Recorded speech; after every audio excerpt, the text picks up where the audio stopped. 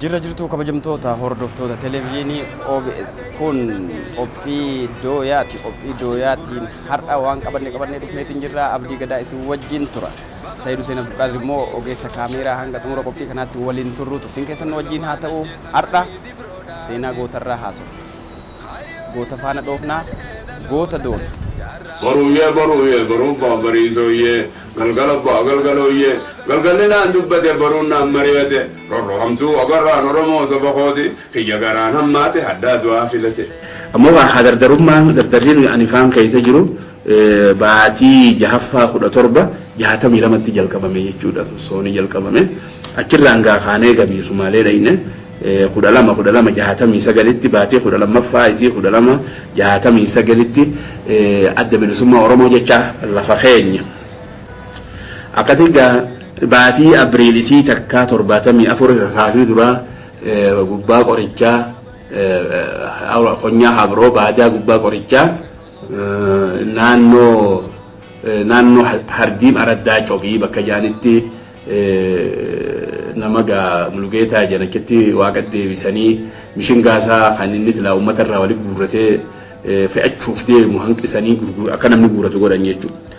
Samboodaan baatii Septeembar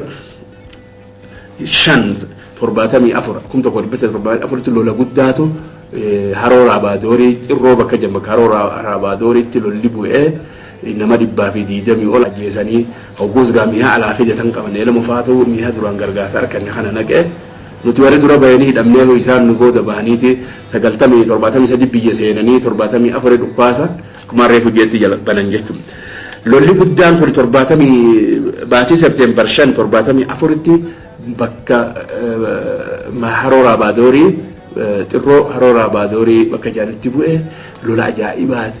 Lola gideeta tosoo ture biyya Itoophiyaa keessatti lolli sun ammoo Oromoonii gartee lubbuu ol fuudhee Amaara gufursee jechuudha. Guyyaa isaa warri sii beeku ni hedduu baaragan jechuudha. Dachiin tun hundinuu Oromoo jechuun tun ammallee hafuuratti kutte jechuudha. Saba sanitti Haile Sillaasee darbinee dafnee waan takka jijjiirama tokko finnee dubbii tana haqan qaallu yaada juun dubbii san duuba wattaaddarrii ilmaan naftanyaa sun duuba hiree sanitti ayeeffatanii qaabsoo san saaman jechuudha. Haala kanatti qaabsoon Oromoo takkaan dhaabbanne ilaa ammatti deemaa jirti. Itti fufaati jirti jechuudha. Hooggansa qabsoo bilisummaa Oromoo keessatti gahee guddaa qaban goota beekamaa maqaa dhoofna.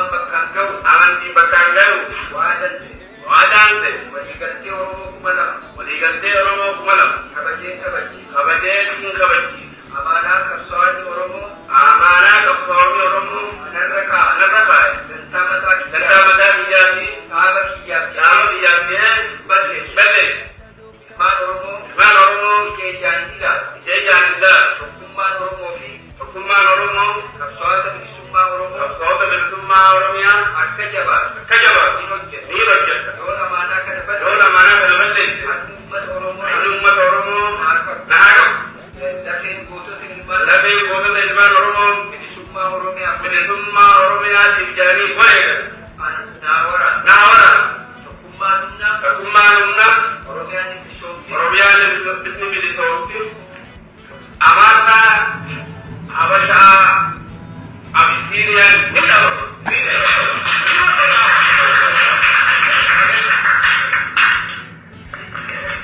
Hooggansa OLF yookiin ABO itti aanaa ulfoo yookiin United Liberation Front of Oromia dhaaba jedhamuun beekamu yeroo sanatti akkasumas hoogganaa Fidos ta'anii nama qabsoo bilisummaa Oromoo yeroo garagaraatti hooggansaan beekaman maqaa kaasna. Abdul Karim Ibrahim Hamid Ibro Shaxaa yookaan maqaa qabsoo bilisummaa Oromoo keessatti yeroo baay'ee ittiin beekaman maqaa qabsoo isaaniif kenname jaarraa abbaa gadaa faana dhoofu. Yaa diimaa dhaga'ii fadhu atis gurraacha koo dhaga'ii si fadhu bakar waaree wajjin Ibroo Shaxaadhaati dollobaan ajjeesan hamiid Ibroodhaati kaayyoo isaanii dhaalee dhaloota dhaate jaarraa abbaa gadaa lolee nu lolchiise jaarraa abbaa gadaa lolee nu lolchiise. Hirayyoo dheerateenya allaatti marfachiise.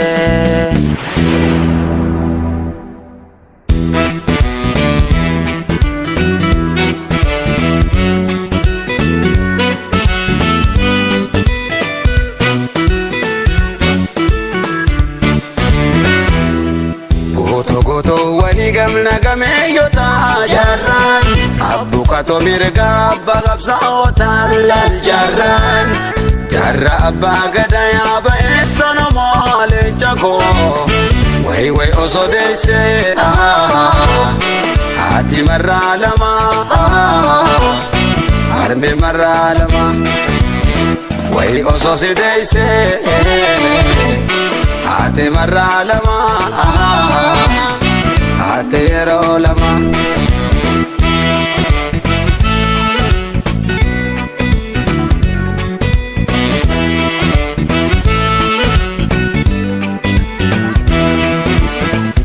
Doson dabin kapsora bidabete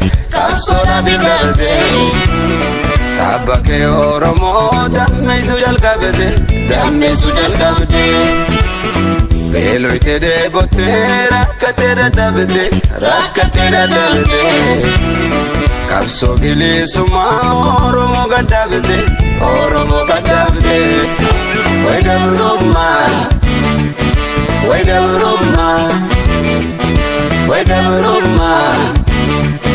way gabruma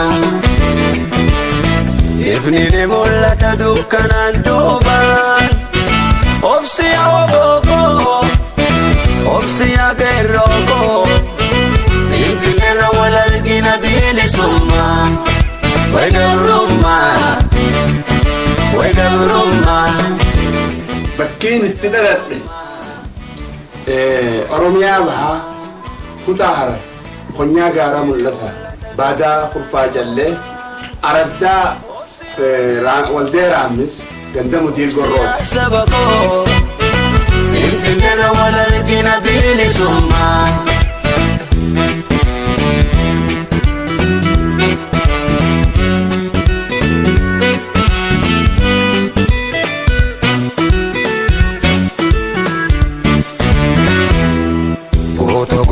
Wani gamna gameeyyota jaarraan abbukato mirga abba qabsaa'ota lal jaarraan ganamarraa kaasee hanga guyyaa akhiramutitti wanni inni hedduu fardeeffatee dubbatu waa'ee qawweedhaati. Yeroo duraatiif kan hin argee viidiyoo tokko hoggaan argu Jaafar Aliitiin waraabeensiyaa wanni hedduu inni fardeeffatee dubbatu yaa bineetii tana fidadhaa ilmoo isin qabdus jeet dubbata maali bineetiin tu jeetin hoggaan laalu.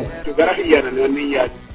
Laakiin wanna kana dibachu waan keessa kaayanii fi ulee kana qabaachuu qabna. Ifii bitannee takkettiin qarshii dhibba. Amma durallee dubbadde bakkayyuu turuun dubbadda. Waan namarraa huttee haajaa dhiifnee wanti biyya keessa guutte diinarraa ni binna kaan irraa eeggata jechuudha. Karaan biraa kan waan amansiisu wahuma fi bitatteen lollee ollaan keenyallee akkasitti nu beeka jechuudha. Haala amma jiru immoo amma matalan kaanee humna biraa gargaarsifachuu fi kana godhuun hin ta'u jechuudha. Namni keenya namni Oromiyaa qajeelaa qabu hedduu diinni hedduu lafatee jijjiiranii fixan karaan tokkichi waan namarraa wanni argamu hin jirtu. Eertiraan nu didde kani illee maradadhee kaan hin beeku jechuudha. Kani jecha nuti har'aa wanni nurra jiru ifitti hirkachuu qopheessa. Jarra abbaa gadaa yaaba eessano maalee jagoo way osoo deessee haati marraa lama harmi marraa lama way osoo si deessee haati marraa lama.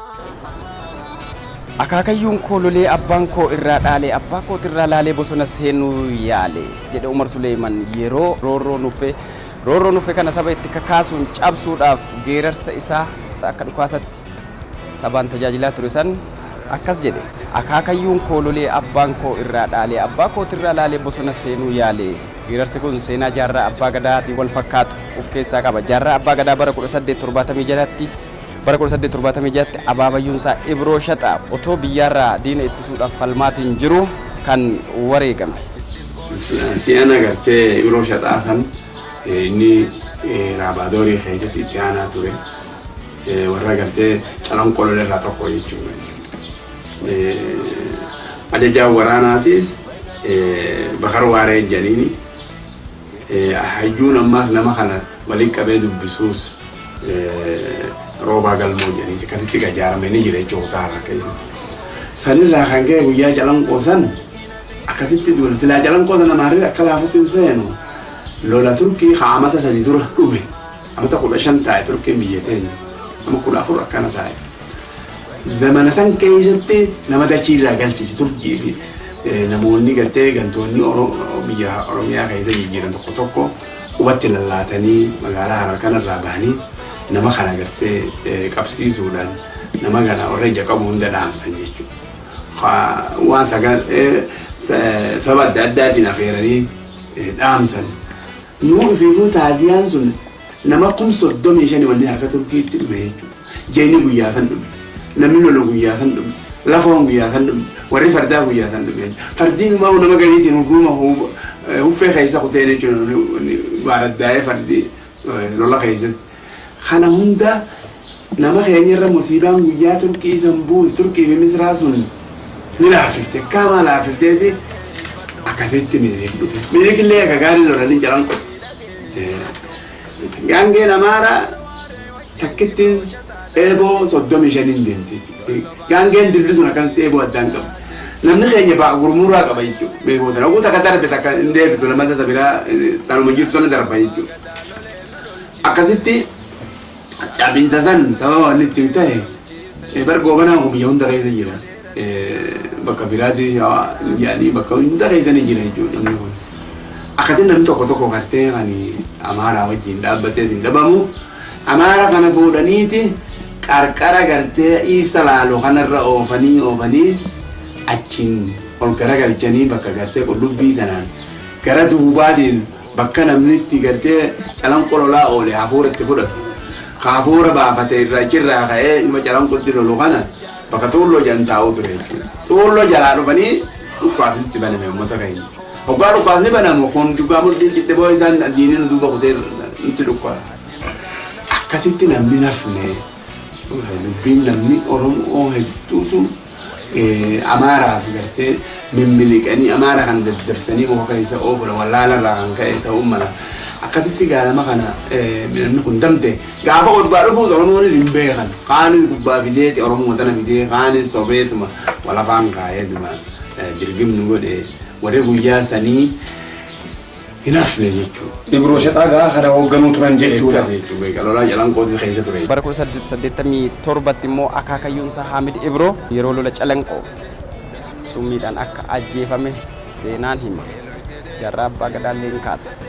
Abbaan isaa Ibrahim Haamidis gaaddisa biyyaa damiina biyyi itti bultu kan diinni sodaatee ofirraa gabbaruudhaaf naannoo sanatti yeroo sanatti akka naannoo sana hoogganu naannoo inni jiru sana itti kenne.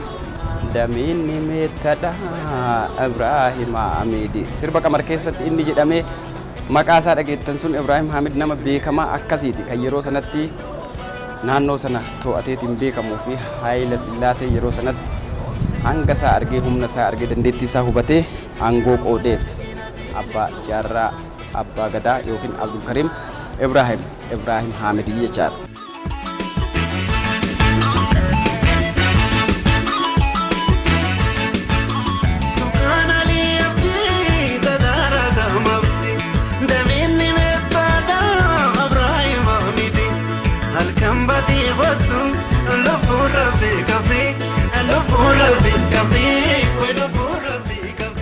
Jaarraa abbaa gadaatis dabaree isaatti akkuma amma jenne seenaa abbaa isaa amma yoo isinii nama akkamii akka ta'in hubattu qe'ee qananiiti. Qe'ee qananii kana caala quuqaan saba isaa rafuu isa dhoorgitee qabsootti seenuu filate.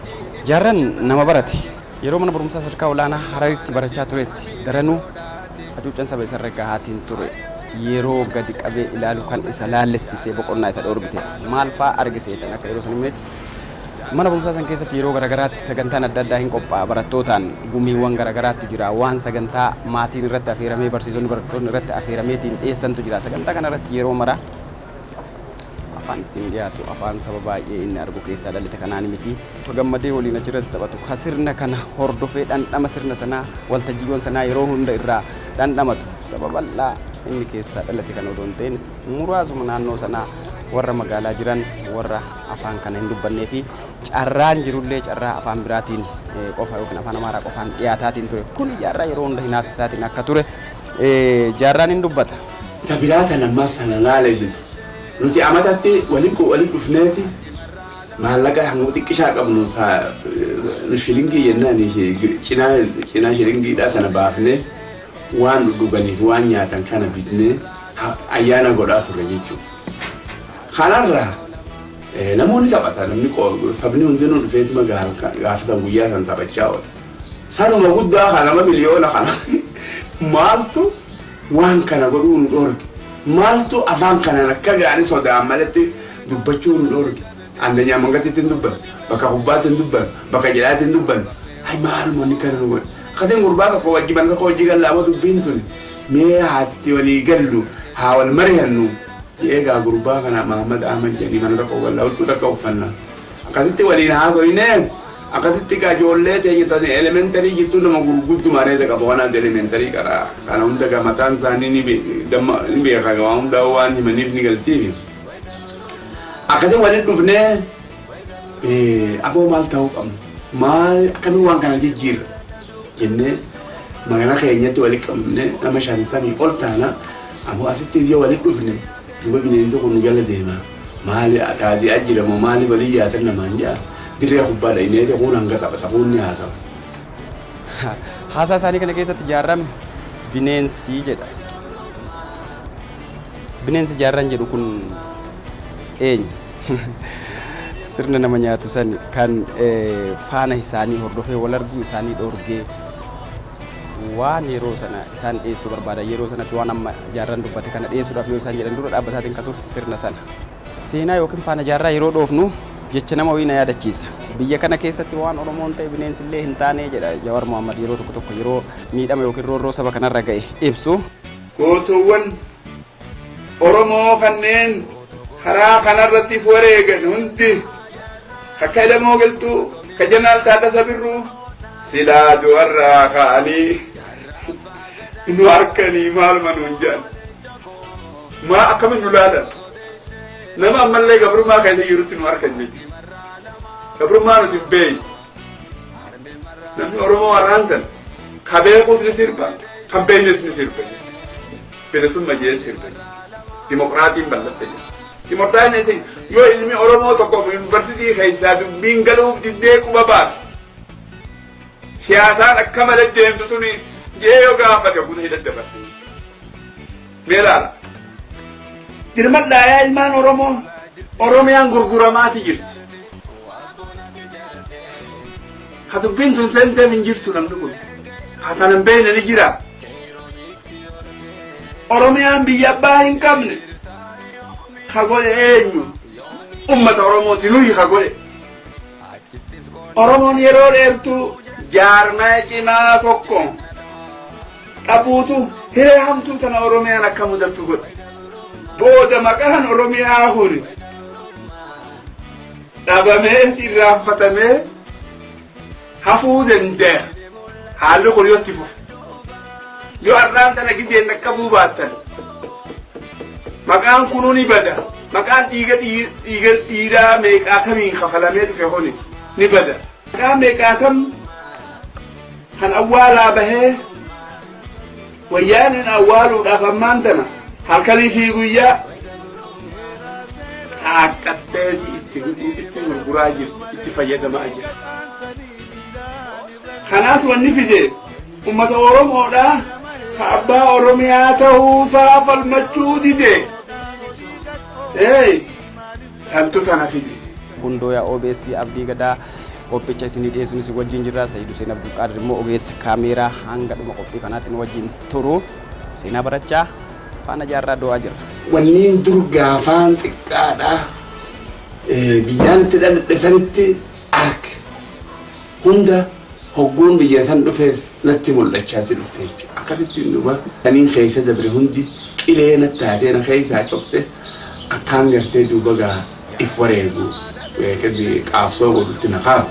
Hogguusin geerara tokko yaadadhe geerara nama keenya. Baruu bariisooyyee galgalooyyee galgalli naan dubbate baruun naan mari'ate rorrohamtuu agarraan Oromoo saba kooti kiyya garaan hammaate haddaa du'aa filate. Dukkaan geerara kana caqae qalbii keessa yaadadhe akkaan waa takkaan malatti ka'ee lubbuuti jira. Dantaa tanaaf kan nu goote.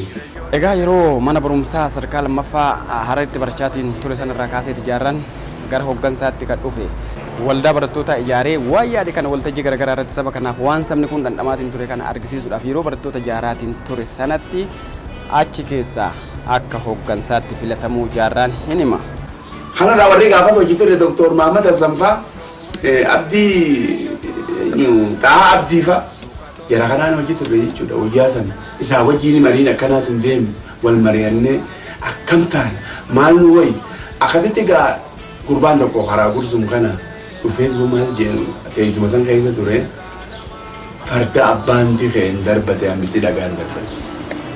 Afaan kana nutti xiqqeessi namuurra walii galan afaan kana nutti xiqqeessi kaafnee hirriibaa kaafnu aadaa miilaan dhaabbatee deemu jennee qabala haasoi akkasitti duuba gaa maalitti firraa kaafnu baatii arafaa ta'as deemtu tana baatii sadii hafee fi baatii sadeen tana keessatti waan namni arku takka agarsiisa goonee qopheessinee agarsiifnu uummata afaan keenya kan akkasitti gaa qopheessinee koree gartee ayyaanaa sadii dhageetti arraboo kanuutu wanni qaba waan garsiifnu qabna jennaan jarri ajaa'ibaniitu haydaa biraa jedhisi isinummaa nu godhaa jenarra akkasitti gaafaane afaan Amaaraatiin afaan Oromootiin guyyaan arafaa kun maal akka ta'e himne jechuudha. Guyyaa akkami maaliif namni kabaja.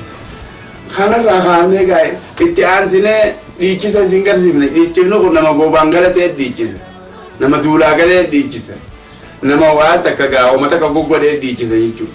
Akkasii gaa dhiichisa kana fidanii irra dhaabanii sana namni kun kan dhufe kun namni Amaarii keessa jira namni hundi sabni hundi keessa jira ka'aniitu bobboo'ee namni kun maaliif guyyuu nuun finne waan tan maaliif guyyuu kanatti nun bohaarsine jedhee namni gammadee dhiichisa samboota xiqqoo xiqqaamni nu bohaa'ee achirratti gaawwanni gaafatanii argame akka namni kun ilmaahu ifirraanfatanii akka waan haaraa amma samii gabbu'eetti namni sun guyyaa sana akkasitti waan san daawwachuu turanii akkasii haala jirraa baanee duuba agartanii waliin jenne numaatu afaan kana awwaale firdii fitti goone bilisummaallee akkasuma jechuudha bilisummaa numaatu dhiise malee silaa bakka takka lafaa haala irraa namuutu hogguu bakka takka waa kaan jennamu walii dirmanne arra silaatu naaf hin jirtu jechuudha haalli irra dhaabbate kun hin jiru numaatu saniis if godhe abbaan if godheef hin dandamu jenna if hin hambifne akkasitti dhuba if jaarre anana fidanii gurbaa amma kanallee itti aanaa godhanii. Hoogganummaan jaarraa asii jalqabee Oromoo bilisoomsuudhaaf karaa isaa qajeele yeroon sun yeroo biyyoonni Afrikaa baay'een kolonii jalaa ba'uudhaaf qabsoorra turan waan ta'eef waa'ee bilisummaa kana carraan dhaga'uu akka jiru jaarraan himaa sababii kanaan isaan illee roorroo kana jalaa ba'uudhaaf biyyoota Afrikaa kolonii jalaa ba'uuf socho'aa turan kanarraa wanni dhaga'an caalattuu karaa akka isaanii akeekullee jaarraan hin dubbata. Jaarrani roorroo sirni yeroosi namoota irraan ga'u garjabeenya jira garaan callisee ilaaluu dadhabnaan akkaataa ittiin dura inni sirna kana walitti bu'e ajaa'iba.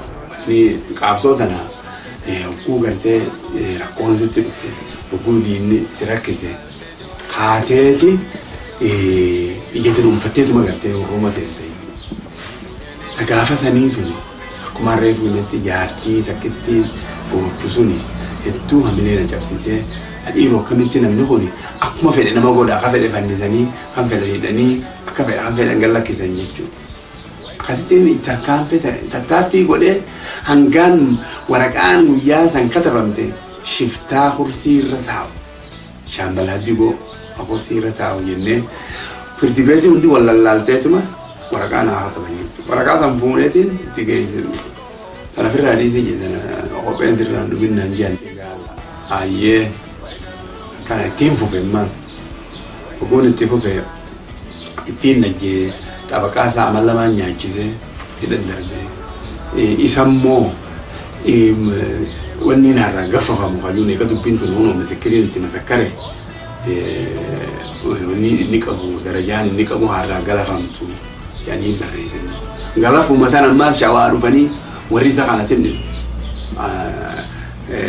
mi'eessa dhufanii qorqorroo cabsanii gubbaa bananii namicha huccuma isaatiin afruma isaaniitiin fannisanii eega du'e booda ifi fajjeese jedhanii ragaa bahanii jechuudha. Dharatti ragaa bahanii dharuma kanaga jijjiiruun yaa humna barbaadde ani duuba anatti qaceelan jechuudha. Ana kana dha'utti seenanii duuba wanni baabura namni tokko tokko baaburan koriin albeergootiin buliin jedhanii waan yaadanaa kennaniif akkasittiin duuba yeroo maaltu wayya jee duuba biyyi Sumaalee tanallee fagaattullee ka'ee diri jibbaata godha jee ka'ee akkasitti kaasoon deemuu hoggaan ammas cira dhufu.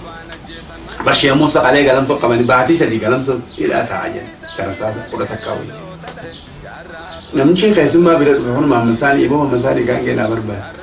Amma nama kana dhaqee ilaalu malee hin taatu dubbiin gaangee naa barbaadiin jeen. Akkasittiin ka'ee galamsa dhaqe. Waan galamsa bakkatti gaangee hidhadhuuf naaf himanii ka'eetiin gaangee bakka san geessee hidhee biiroo boolisaa sana waajjiraa boolisaa san dhaqee hoggaan ol seenu maaleeti. Obboleessa kiyyaa hidhaa jira dubbisuu hin danda'u. Jenni ishee Musa jenna ati yoo maali Abdulkarim Ibrahim jenni akkasittiin seene sheekni duuba nama dullacha nama ilmii duroora qaree shaakaana ittiin itti haasaweetti duuba na beeka waan jiru na beeku yaa ilma kiyya nuutu kanas nuutee godhatee amaarri siidaa mataa gubbaa nu faaya haala kana keessa jirra jedhe duuba qawween qabaatee ka'iitiin wajjin deemii duuba shiftaa taanee jiran nangee wanumaan duraan qabu natti jabeessee ibidda bantiila natti hidhee hamileen tiyya daran jabaattee asii haanee duuba miijatan darbakooroon caancoodhaan ammas biyya takka dhannee chiniin sinqillee bakka jallayne bakka jarri taa'u san Oguudha inni harattuu garra jechuudha. Nama karaan takka karaa gubbaa nu gala. Shiftoota barbaadaa. Shiftoota barbaadaa. Akkasitti harifa mukana dhufne jecha kana mari mukana garree jechuudha. Boshee akka mataa miti mata bira dhaqanii miti.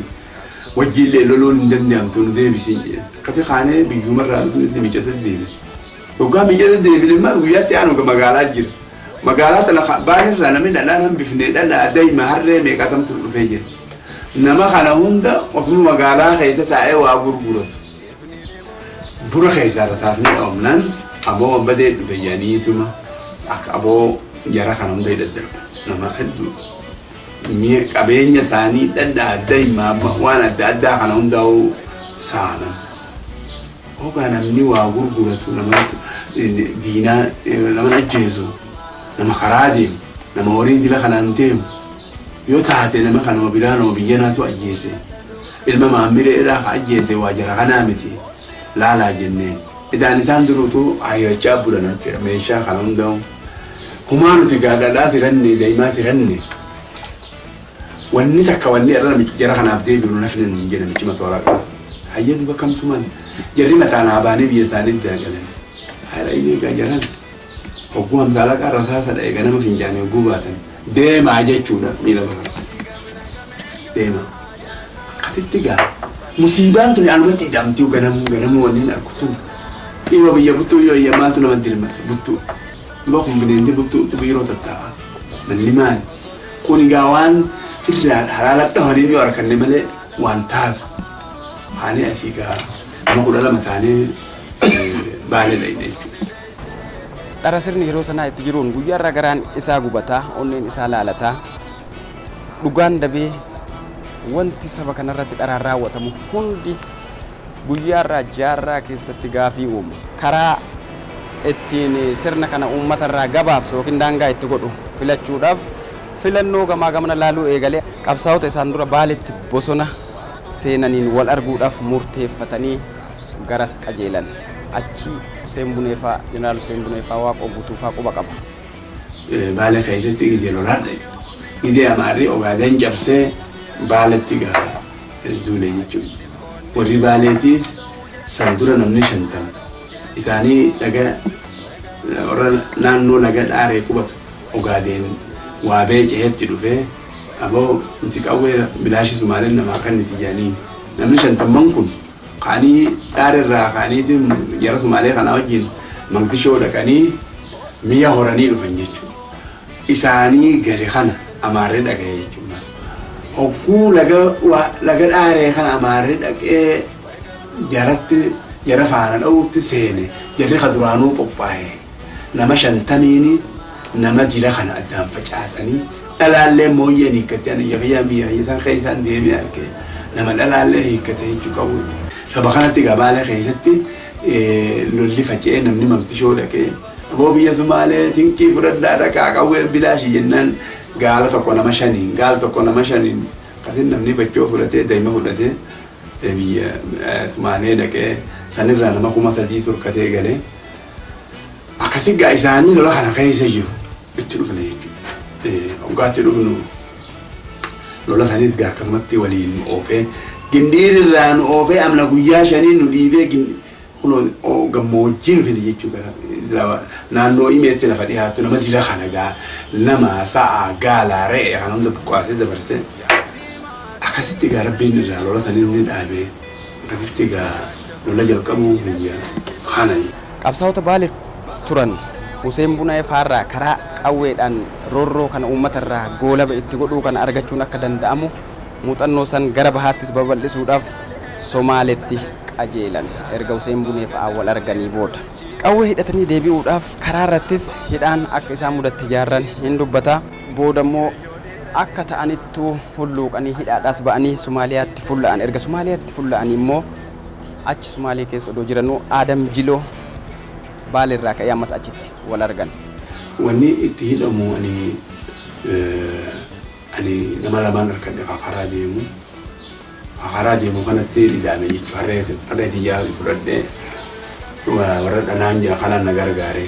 Akkasii gaa namni kun halkan kana galgala jalqabnee osoo deemnuu bullee ganama duuba gaa murtishoo wasana Somaalee tarkaanfanne jechuudha. Wasana Somaalee hogguu tarkaanfannu amma gaa na dhiheessaniiti na simatanii waan gaafatan nama kana hedduu jaalatanii. Akkasii booda gaawwaa isaan akkasii arkuwaanis gaama maallaqa illee nakaa kennanii harreellee 70 gurguradhe magaalaa keessa hogguu dandeemu waan namni waa dubbisuu gaarii miti isaan waan ulaa rakkatamame kana maqaa biiroo kana naa dubbisuu harkaniiti lammadana qabanii darbanii achiin hudhanii Maqdishoo nageessanii Maqdishootti illee namaan beekunumaan hime namni dhufe kuni na hojii haasaweetuma kutanatti hin deebi'u jechuudha. Akkasiin booda gaa'ee eegas baa hidhaa bahe hidhaa baanaa mangistiinis haala kiyya warruma Baalee kaniin ani himu kanarraayi wanni shakkii fi Somaaleen qabdu irraa haqamte namni kun nama gartee qaabsuuf deemu jechaadhaan na beekanii anaa haala kana keessa jiru dallorraa namni iyyansa gartee warra waa qofaadhaa kan Somaalee dabarsu dhufe jechuudha. Adam Jiloo janiini waraana hanga wahii fudhatee dhufee akkasitti mangistii Somaalee cercersee tokkuma takkatti gargaarsa kennanii. Kan nama ajaa'ibu seenaa amma jaarran nutti maatiin jiru kana keessa Baaleetti yeroo sana waraana qabsaa'ota Oromoo Baaleetti gaggeessaa jiran kana wajjin kan wal falmu gubbaadhaan kan xiyyaaraan lolu loltoota Israa'elii fi Ameerikaa akka ta'an gubbaadhaan warra adii lolaa jalaan immoo waraana sirna mootummaa yeroo sanaattu qabsaa'ota Oromoo kana itti roorrisaatiin ture yookiin cabsuudhaaf itti qabsaa'aatiin ture akka jaarraarraa dhageenyuutti. Somaaliyaatti Adam Jiloo maaliin dhufe? Ammas warra hidhannoo barbaadan Baalee irraa qabate Somaaliyaa dhufe. Achitti Adam Jiloo yoo wal argan Adam Jiloo yeroo sana hidhachiisee of duuba deebi'uudhaaf nama tole jedhee kanaaf isa wajjin ka'u yoo dhabu jaarraatu achi jira. Anatu si jireedheeni faana qajeele. Adam Jiloo geggeessee jaarraan achitti nafnee Somaalitti yeroo deebi'an mootummaan Itoophiyaa araara mootummaa Somaalee yeroo sana Ziyaad Barree wajjin akka taasisu yaalee jira. Maaliif gootota kanneen cabsuudhaaf sirna mootummaa biyya Somaalee isaan qawwee irraa argatan kana wajjin hariiroo uumuun tooftaa siyaasaati. Tooftaa siyaasaa kana fayyadamee isaan immoo asiin harkatti waan isaan ba'aniif kana qabu waan barbaadeef mootummaa kana wajjin hariiroo yoo uumu jaarraan maal godhe? Bira ce'e. Somaalee bira ce'ee Yamanitti darbe. Mootummaan biyya Yamanii yeroo sanaa hin fudhate irraa dhugaa akka qaban hin hubatee achi booda akka hidhatan hayyamee fi deeggarsa barbaachisu akka godhuu fi danda'u erga inni tole jedhee fi booda eenyummoo waa hidhatu. Nama dhabnee qawwee mi'a finnee markabaan buufne eenyutti namni nama sadiin arge hajjii jedhin tokkoonis dammacaa jedhin tokkoonis Mama Sani yani jara sadeen darasaa arge moo isa hajji bo hajjiin tana namni gabrooma bakka hajji lagu hangamu hottaatti kaambiin singeetiin jara sadeen kana kaambii geessichi booda nama guddaa keenya Baalee dhufe kanii Sidaamoo dhufe fi Hararii dhufe Mogadishoo cabee jiru kana hawaayee lolaa beeku barnoota fedhan kana hundaa'u akkamitti finnaa biyya tana jeetiin namicha gartee biyya Iraaq irraa bakka bu'aa ta'ee magaalaa jiru dubbisee gargaarsa nuuf fidee kanatti egaa nama Mogadishoo ka'u nam torba kun Mogadishoo irraa hanga Barbaraa dhufutti maallaqa waan isaanii barbaachisu agarre jechuudha. Akkasitti nama 2,000 baasuu irratti ijaarranne jechuudha sagantaa. Laakiin nama deemu kana keessa namni biraa dhufe jechuudha. Wanti tuni yoo ka gaariitti qorachuu baatan nama dhibti. Namni kun hogguu xiqqoo taa'uun harkaa utaaleetii safaaraa dhaqee karaa Somaaliitti harka kennee kaambii baafatee akkasitti dubbiin baqaite jechuudha. Amaarri nun beeku. Katamaa ifroo guyyaa san shaaran Amaarri mangistiin Haile Sillaasee shaarte.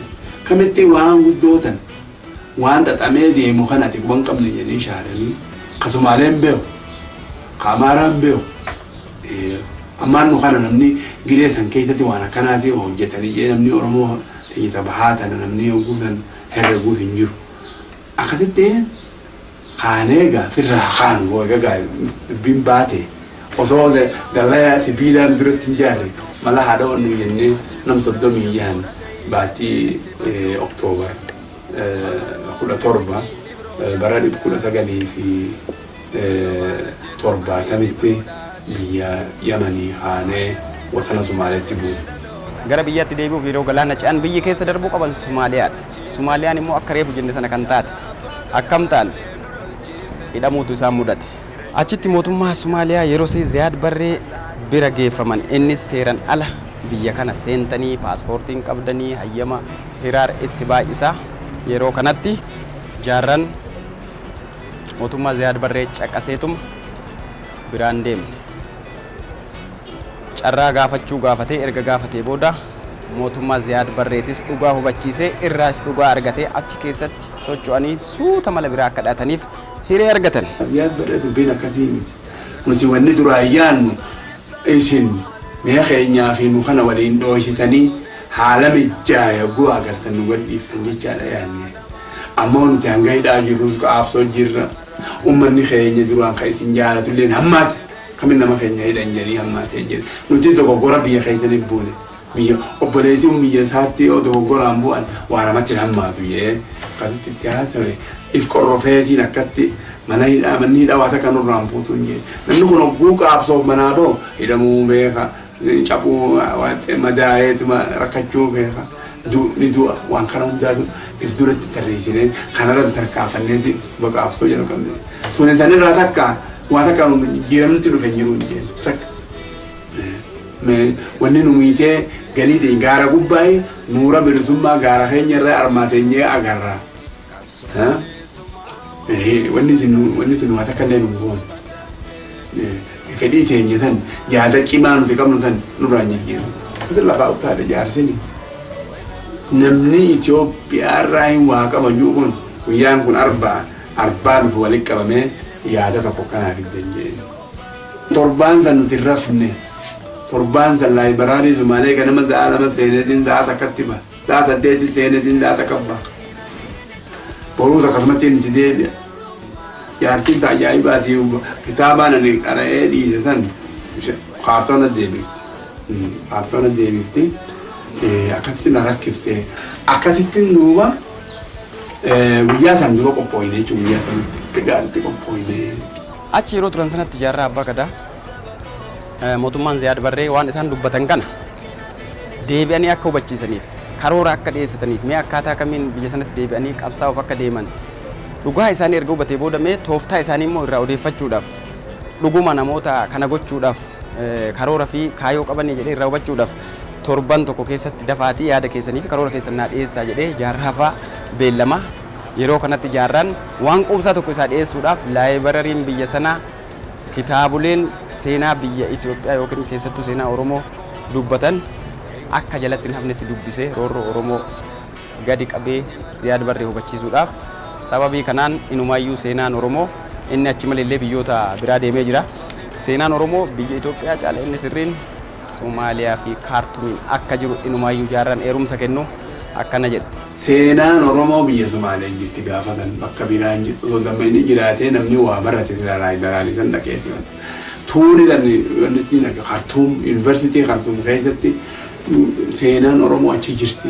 Kitaabban gurguddaan kun biyya Itoophiyaa keessatti Oromoo irraa dubbatu sanichitti jira. Gurguddaa hangana gahu. Anu sadiin harkadhe jechuun kitaaba hangana gahu sadii.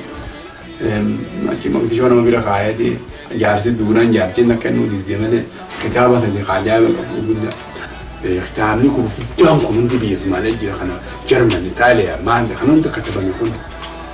Yoommoo Kaartuum dhaqxee kanuma akkasii jira jechuun kitaabni. Kan Ingiliis kana kitaaba tokko fa'aa ilaa ammatti namni naa erguun dhabe jechuudha. Biriitaanikaa jedhan kitaaba sana. Biriitaanikaa jedhanii maa kitaaba tokko jira Jarmaniin katabame. Kitaabni suni wanni Amaarri Oromoo godhe kiristiyaanota qaanfachiisa kan jiru kitaaba Jarmaniin katabame. Nam tokkotu doktora Jarmanii Suudaanii kitaabni sun amma gaana bira hin jiru biyya Suudii jira jee akkasitti nuu hime jechuu biyya Kaartumitti. Kitaaba sannee barbaada. Kitaaba xiqqishaa jee hanga takka xiqqishaa afaan Jarmaniin katabamee jee. Amma maqaa isaallee irraanfadhe maqaas naa himee waa hunda naa hime jechuudha. Duuba akkasitti kitaabni eeyitee jira hojjete taarifa Oromoo Suudaan fi Somaalee bakka biraatiin agartu. Bakka biraatiin faca'ee jira. Itoophiyaan haan arshibna itti awwaaltee sanduuqa keessa ta'a jechuudha. Akkasumattuu akkas ta'ee imala dheeraa kana keessa deemanii dadhabbii fi ifaajee kan hunda dabarsanii jaarraa abbaa gadaa gara Oromiyaa fulla'an. Akka itti isaan Oromiyaa fulla'anii gaara seenan laayyoon seenaa. Amma gaa elemoo qilxuu kuni ka'ee seene. Dubbiin tuni uummata keenya dubbaatota gartee Suuriyaa barate kan sabaana daree kana mataa wareersiteeti tokko isaan keessaa ijoollee fudhatee biyya seene maqaa Somaalee galbeetiin harar onni bookee baale seenee baaleen bookee dhufe akkasii warri biyyaa walitti fidan wal beekan gubbaan beekanii elemoo fi isaan kana walitti fidee wal taasisan akkasii elemoo isaanitti hidhaate. Maqdishoo keessatti jechuudha. Lakkee gaaratti elemoo faana hogguu seenan san jarri kunis seene wannaan itti ulfaate gartee pireeshiin godhaman akka hamatti Somaaleen tun jara gaggaarii jedhanii mukaan agartee wasa malee waan dubbataniif jecha jarri duraan biyya seenuu diide kun isaan kana tokko of kenne nama hawwiyyaatiif ogaatee fudhateeti baalee dhaqee osoo baaleen dhaqeen mul'is kana fudhate. Mul'is kana wajjin baalee seenanii baaleen bookee seenanii bookeen harar dhufanii harariin Addis Ababaa irraan Maqalee seenanii Maqaleen wanna dhaqan. Jara gartee Eertiraa kana dhufan jechuudha. Jara Eertiraa bira hogguu ta'u ammas hin taaneef isa jechuudha dhiiseeti ka'ee wanna kute jechuudha. Soodaan dhaqee maatiin kun hoggaa soodaan dhaqu kun kophaa hafe jechuudha. amma gaa warri Eertiraa moo biyya keessa nu dubbiin jalqabde elama baananii beekta elama kun qaabsoo jalqabe jedhanii ka'ii deemi jedhanii ajaa'iba namni wanni kun eenyu mul'isuu hin qabu kan afaan tokko hin beeku afaan Tigree hin beeku afaan Amaaraa hin beeku Eertiraa ka'ee Addis Ababaa dhufe Addis Ababaa ka'eeti bakka isaan jiran san dhufe hogguu isa inni booqee dhufu jarri kalee duruu isa dura kutan musiibaan itti bu'e gaajaratti citti inni balaan buutee lolli guddaan bu'ee jechuudha hogguu dhufu dubbiin dhumte elamoon jiru namuu shahiidan akkati ka'ees maalee dhufe nuyi dhaabee walitti qabu ana gaaqessaa kana naa himi biyyittii carcara akkuma jirutti duraan hin beekne eegaa gaa'ee nama faan shahiida tan namni beeke baandiraa hogguu harka baandiraa Oromoo Amaarri fuudhee deemuun tan namni ka'eetuma belgee namni shaabiin osoo duraan beekanii ho'isinii maayisanii ka'ii liqimsanii akkasitti gaa dhufee naa hime boo'aa ka'e anis gaa warri mukhaabarataa kuni akkasitti na fuudhanii waajjira nageessanii na gadhiisanii dubbiin bal'oo keessan seenu akkasitti gaa ka'ee mul'is fuudhee halkan qophaa'aa bullee huccuu jijjiirannee maawwistaa adii shamiiza adii goo'ii adii imaamata adii kophee adii dhalaan Sumaalee hogguu nuti gara Sumaalee keessa ol yaadu annuur fooqa nuur jettee dhalaan Sumaaleen tuni ni nama kana fee Islaama jaalatte durii jaalatan akkasitti qaanee hargeessa dhufne ganama subii qorree Mogadishoodha nama Mogadishoodha guyyaa sadii na dhagee akkati hogguu hargeessa dhufne yaa Rabbi guyyaa nan naqiniin jedhe magaalaa sana hundi hin dhabeetti mana hidhaa qaamata shanna hojii taa'e qaamata sadii taa'e qabaatii lama taa'e gaazexaa jala ta'anii taphatan akkasitti makiinaan cabxe hogguu nu garagalu hargeessatti garagalu baleestiraa bin kadda gaajanii buunee ichi bullee isaan bariisaa dhufan sijaaraa hogguu lama tuuxeeti fuggaasa miidhaan akka gaariitti qabaanii dhufan kaanii korree fudhata akka daashanis seenne akka faranjiitti daashanii ganama magaalaa seenne maadhee keenya ka bakka san jiru dhayna ka magaalaa keessaa qabu hogguu dhaynee olaatti dhooynu ni bane isin lameeni ammuma sirraa baay'ee magaalaa tana waliinaati waan itti Mogadishoo gootan namni irraa hammaatee jira ammumaan ta'e magaalaa baay'ee achi hoteela tokko Hararri jedhi hoteela kana jala teenyeetu hogguu addaate gadhiif sa'aa lamatti Arabsiyyoo jira za'aa shanitti Kalabbee jira sanarra jira jechuudha za'aa shanitti akkasitti jimaa binnee akkuma gaala Jabuutii dhufee guyyaa sadii agabee guyyaa shanfaa agabe kanatti gaala nyaannee akkasitti biyyaa karaa biyyaa ta'e halkanuma kan ammatti akkasitti qabrii lafa isaa jala lafa isaa dhufnee xiqqasho shilim jennee hoggumas jalaan bari waan ammas lafa isaa irraa osoo yaanuu tulluu guule halkan sadii guulee achirraa kaanee qondodoo haala qondodoo akkanatti adareen tura kan nama jiroo ta'e ta'u jetteeti magaalaa akkasitti xiqqoo gasiinee bullee achirraa kaanee Awwadaay guyyaatti aanu sa'a shanin dhufne ammas Awwadaay boo Haaji Hassan beeyta Haaji Hassan beeyta yeetiin gaafadhe naggaadeedha jimaa dura Mogadishoo dhufe kunoo qorqorrootanii nuun jedhe Awwadaay mirga dhiifnet achiin qorqorrootanitti utaalle gurbaan jima gurgura jedhe nuuf yaamani ka'eetu nama nuu fidee nama magaalaa sanii nama fi amanu nuu fidee akkasitti gaa mirqaannee uummata Oromoollee nuuf yaamu seenee jechuudha akkasitti baandiraa qabna tolfannee yaanaan shaabbaa qabna nama hunda qabu akkasitti kaanee gaa shaabbaan dhawnee nama qunnamuu jalqabne jechuudha Awwadaay jimaa keessa teenyee maqaan keessan maal jedhamu ture akka dhaabaatti? Maqaan dhaabaa OLF jedha. Shaabbaan OLF jedha. Wanni keessumudaan keenyaas OLF wanni deemnuun OLF amata lama dalayne kanaan biyya wanni sossoonee dhisi. Waraqaa meeqaatan facaafe. Akkasitti gaa maqaan gaachi boodaan naaf kenname waraanaan naaf kenne jaarraa jedhee kun abbaa gadaa itti ta'ee waan ga'etti. 77, 78 waan ga'etti OLF dalayne jechuudha. Jaarraan faanis erga Oromiyaa seenanii dhaabni isaan beekanii fi ittiin of buursan ABO'dha. erga biyya seenan immoo gara giddu galeessaati warri dhaabbileen garaagaraa sirna mootummaa kanaa wajjin karaa nagaatiin hojjechuudha biyya keessa jiran warri immoo amma achi keessaa fincilanii mootummaatti falmanii mootummaa angoorraa bilik gochuudhaaf hojjetan kanneen giddu galeessa Finfinnee jiranis qabsootti jiru. Jaarran yeroo Somaaliyaa jirutti waa'ee warra giddu galeessa as jiru kana nama wayirraa dhagaa erga odeeffatee booda immoo qabsaa Ahmad Bunaatiin meejara sanatti nu geesse jechuun karaa bu'an gara Finfinneetti achi Leencoo Lataa fa'aa Baaroo Tumsaa fa'aa as giddu galeessa jiranii wal argan.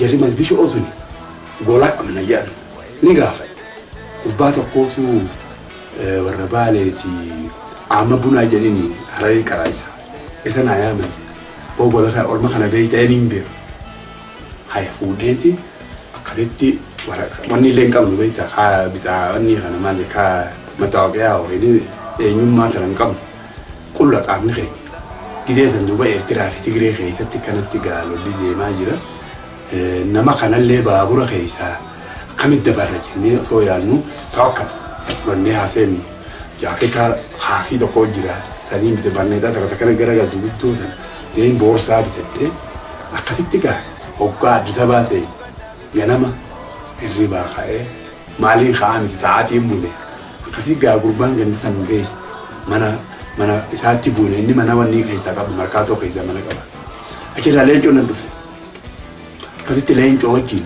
mana baaruudha hin jechuudha amma akka jedhan armin struggle qaabsoo mi'aa hin jalqabamuu jedhamu saboo dhagaa jedhu gabraa hin jeen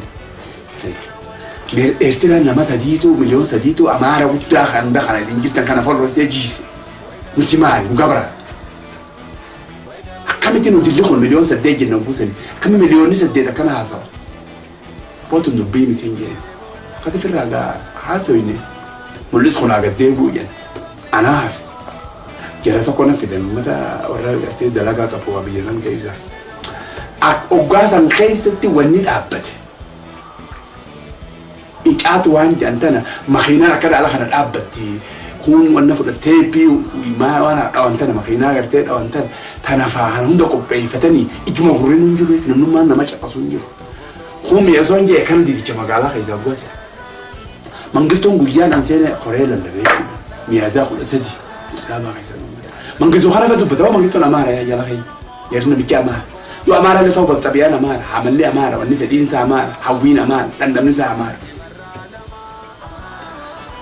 kana juga wanni takkalleen akkan jirretti biraatii eega icaatii fi mi'eessoonii maal balaaqalaata namalee wanni takka akkan jirre garree gaddeebinee iyyaafachuus seenne qawwee kate qawwee lama sabootii argan lama wanni argan raaj bira argan kun wanni jeeisa qawwee filaash afran tanaa arganne ammallee gaa qawwee biraa hedduu kan jechuudha qawwee gurraattiin biyyaa hizaaban qabdu akkasitti qaabsoo jalqabe hoggaa xiqqoo teenyee nu baddannoo dhooynee gaa tarkaanfii gurguddoo fudhannee wanni dammaisaan katabutun yoo harkaantu icasi gubbi jechuun inni Amaara irraa dubbatu mucaan sun koree siyaasaa goone akkasii facaafne hanga Wallaggaatti waraqaan deemtee ohooyii tana fuunee waraabne jaamiyaa keessa namni irra kaayee caqasee waan ajaa'iba.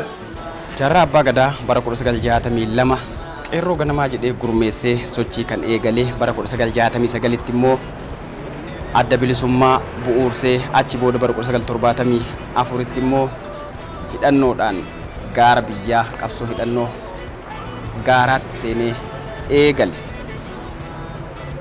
imala qabsoo yeroo dheeraa ifaajii waraanaa hammaataa fi hooggansa qabsoo cimaa boodas shiruma yookiin haaluma walxaxaa giddugaleessa biyyaa kana jiruun siyaasuma walxaxaa naannoo giddugaleessa biyyaa kana jiruun qabsaayonni ciccimoon Oromoo yeroo baay'ee qabsoon isaanii deebitee afaanuma deebitee garuma gaaratti deebi'uutu isaan mudata. Jaarranfaan warra kana mudachaa hanga gaafa lubbuun isaanii darbutti otoo bilisummaa ijaan hin argin lubbuun isaanii darbite keessaayi. Kana duubagaa meesagaa ilmaan naftanyaa kun walqixxummaa umma ilma namaatti ni amanani aboo anwaa nagara khiyaan hin amanu jarru kun akkaataan itti guddifame guddisaan isaanii hanqarroo iftuulummaa fi nu malee namni jiru namni hundi waan beeku yaada jiruudhaani بيجتنا ما بيورم فك آلات لك كوت نوع بوتينيا نودي نوع هم بوتينيا مرة الرجل اللي وان كان أوفن جتو وان كان تهب جرّكون أبداً والكتوم ما تنامنا ديمقراطي وان جان كنا نمان صوبنا وهذا نمان هيد أنيمالي أبداً تنامنا نجتو أما أجر لدينكت ويا يانن بيسين تمال جان أبو ديمقراطي دفتي ين نمني جارج الهندي نتي قال جتو أو يستير قال أكثر صوبني وصوباتي جانجيني هتوسي تلاقتين ودو أسم بافت جيجي فتيجو نم بفني نما ميك أتم أبيني نما هم بف أكاسي قانا نقول أمال نمني واتي قون نمني قدوم جدي وندا غرغريسو أنجرت نما أجيسونا كمالت أجيسونا أني جرات عمري سادة ريفة تمنى نبي كابو تقدر يسيد يوم بيتنا نبي كجيتشو جو ورسي لاك أبصون تحك خبيل سما بربادو كابو جلسه نقول قديم نجيتشو ni farancala wasana be qoqe wasana ba yo abnono abana kayo challe seni ni qoqa jechu yo abana fa qala fa kay ni dubai qoqa san di seti bakata jechu duba sanu jimma me qawwe mi challe yo jenne ni yafna jechu binen sakana challe yo jenne ni yaf norma kana o challe fini namni tokkolle ro ka wan gurgure torban to kon no ga jechu gurgurin irran bitin torban to ko ga yaf mata kana biya kenya resa me qawwe wadi finu qawwen silaw haq awa naqati qawwe malati man nukoni labatani de ditani de mun dende jechu atuma nun dende me isan ko walketo man yamani demokrasi ban tantanatni amani namanan in man tatu fu isan demokrasi wa naqat wa namno bolum mana walketo man jiratu jechu sun isanati na hasa jechu sanif na has wa nisan midati jechu المان نفتنيا هنجم الله بيا مرجنا ما تتيفن بيا ديمقراطي إنجد بيا نمتو القطع عمدا فيده هاجراتو هو إثيوبيا هذا وانسان خاصة كده ونيتر داندور رئيسم تو كيسة جرا داندور رئيس جرمي يرتى هنكروسا وان كمان يجتة هم فيا نجك دكتوري فجسوس إنجروي برنوني فجسوس إنجروي يجتور ما خلا أكاسيت جا أكمدور سنتي هانو جراتو جتيفة تأخذتو أورمو ماني إثيوبيا تيفة تنجتو إلى عرض صنبان أبان أني أبان صنبان نما صنصوايا نماني افتيسا نماني أم برو ذا ما خبيرات وما أرد برو ذو قبّا يجتو خبيرات الروان بيغيث الديمويلة كيسان خبيرات لا درو لفقاية يجتو نتي يسر راجل هدو بكتنا الرا هاي تقوق ابن ولدي خنوغن دافتو قوق بيلتك أوين وخن ينبوان قوين قب يبوه كم تان هاتل فنو لك خنا خيست وتلفتشو ولا اللو هابتا نورينك أمنا ولبوني ورين هابتا أوين كل لم نقول قراران تنقول تمجد الدنيا خير رجال ما ولدت بافني نمت نمون هوريو أمنا هوري خنين هابتا غافتنا كسين جيني يو هوري دبنا يسر راي كنو جيتو أما قال يونو تهران تنالله ذوبا أورمان وقفر كني نمت غافا إلا سلام زين بياني كني نمت وقوسا دي كني نمو ديم تم وقولا كني نمت جودة تبوا سانة جودة توني غافا إلا سلام زين بياني كني نمت ويا منجستون بقاتتني كني نمت أرها دفع جودة نمني وقوسا دي كني نم وقولا من كني نمو جمع مازن وقولا من نمني بوتا بولا تكاكايزت قاوة تكاكايزت كني نمو جن دوبا كاكاسي جالن تينيغا bilisummaan faaya qalbiiti nuura jechuu namni bilisummaan qabne ifduruun arku yaaduun danda'u yoo yaade duraa facaasan jechuu namni gartee namni bilisummaa duraan qabaate hogguu dhabe irratti ni beeka jechuu mi'aa isii beeka jechuu bilisummaa gaafa qabnuu fi gaafa hin qabne wal dura qabne haalaan gaafa qabnu sana loluu dandeenya yaada qabna heera ajaa'ibaa kana hundaa'u bilisummaa irratti waan kana walitti mariidhaan tolfanna jechuudha. Arramee nam tokko hawali qabamee waa godhuu danda'u jechuudha. Dhamaana jechuudha. Sani jecha if qaru wal qaru seentara bakka hunda ijaarrachuu biyya jiran keessa namni walii dhufee bakka galgaluu walii dhufee marii walii dabarsu bakka ilmaan isaaniitti waa barsiisan wanni akkasii ijaaramuu qabdi jechuudha. Yoggaa kanuun faayidaan hin jirtu jechuudha. Maal godhuu dandeenya? Akkasitti gaa qaabsoon tuni hafuura jechuudha. Qinsa namaa kenniti qalbii nama jabeessiti jaalala nama fiddi namni hojii qaabsoo godhe obboleessira walitti dhiyaata jechuudha. Ka sharrii bare ka dur sharrii yaadullee sharrii dhiiseeti lashoo markata jechuudha. Qalbii isaa keessatti lashoo markata jechuudha. Qaabsoon dhiiga warra biyya jaalatuuni bilisummaan qaabsoo warra biyya jaalatuuni biqilti. Abbaan fedha ka biraa biqilchuu hin danda'u ka biyya jaalatu ka ifin goggoone gartee ka dhugaadhaan if kennuu saniini biqilti jechuudha. Guddatti. namni bilisummaa hin qabne sareedha jechuudha. Sareellee saree fayyaa hin qabne tan namni halaalatti dhagaan dhawu dhagaan firra ari'uusan jechuudha. Biyya isaa keessatti waan saree ta'eef alagaa ta'ee jiraata jechuudha. Dachii isaa keessatti uummata isaa lafa isaa gubbaa irratti alagaa ta'ee keessummaa akka nama biyya alaatii dhufetti akka fedhan godhan fedhanni hidhan fedhan gadhiisan fedhanni jeesan akka fedhan godhuu danda'an jechuudha. Haala kanaan hin jiraatan bilisummaa hin qabu. Haala kanatti jiraate. Osoo inni harkuu qabeenya duraa fuudhan maata akka godhuu hin danda'u. Qayyoo isaatiin osoo harkuu horii isaatii qabeenya isaa hunda zarafanii fudhatan jechuudha. Wanni takka godhuu hin danda'u jechuudha. Saamana kana garan amma gadi galotaa jechuudha. Namni tokko hogguu waan irraa fuudhan du'uu qaba jechuudha. Hogguu harka isaas irraa fuudhan jechuudha. Takkaanitu dhabbiin duuti ajala malee hin taatu qaaxaroo malee hin taatu ati yoo guyyaa sana haqa keetirra loltee duutu gaarii uyi. Namni ilmi keetiis akkasitti qalbii yaada saniin guddata jechuudha. Hogguu ati qabeenya keetirra duute ilmi keetii wanni guddatuun sana jechuudha. Yoo ati qalbii cafa agarsiifte yoo ati sodaa agarsiifte akkasumatti guddata jechuudha. Waan kana ta'eef haqa fiirra du'uun tuni ayaa ummataati, ayaa mataasaati, ayaa ilmaansaati, ayaa Oromoo taate. Oromoon irraa gammaddi jechuudha. Bara 1962 sochii eegalirraa kaasee hanga bara 1974 gaara seeneetti achi booda immoo baqa mudatee biyya Yamanii ture akka lakkoofsa Itoophiyaatti bara 2005 akka Awurooppaatti bara 2013 du'aan addunyaa kanarraa biyya namaatti wareegamee isaa gara biyyaatti galee dirree dhawaa qe'ee isaatti awwaalame. Namni guddaan kun egaa faanti isaanii kan amma doone kun keessaa muraasa namni waa'ee seenaa qabsoo Oromoo baruu barbaadan chaanaalota YouTube irra interviiwwan Jaarraa Abbaa Gadaa kan amma nurraa fudhanne kan Jaafaar Alii dhiyeesse kana dabalate kanneen biroollee kan yeroo garagaraatti inni sochii taasisu achirraa sirriitti waan baay'ee Jaarraa irraa baruu hin dandeessu. Kan amma dhageenye kun isin dhageessaatiin ture kun keessa akka yeroo kanaaf ta'utti eerumsaaf isin biraan geenye turtiin haga ammatti wajjin goone kanumaan nu ga'a. Abdii Gadaati kan haga ammaa isin wajjin ture kan du'aatiin turre immoo gooticha Jaarraa Abbaa Gadaati. Ogeessi kaameeraa Sayyid Hussein Abdul Qaadirii fayyaa nu ta'a torbee dooyaa biraatiin walitti deebinaa. Goto wani gamna gameeyyoota Jaarraan abbuqatoo mirga abbaa qabsaa'oota Jaarraan Jaarraa Abbaa Gadaa yaaba eessa namaa leencakoo way osoo deessee haati marraa lama harmi marraa lama way osoo si deessee haati marraa lama haati yeroo lama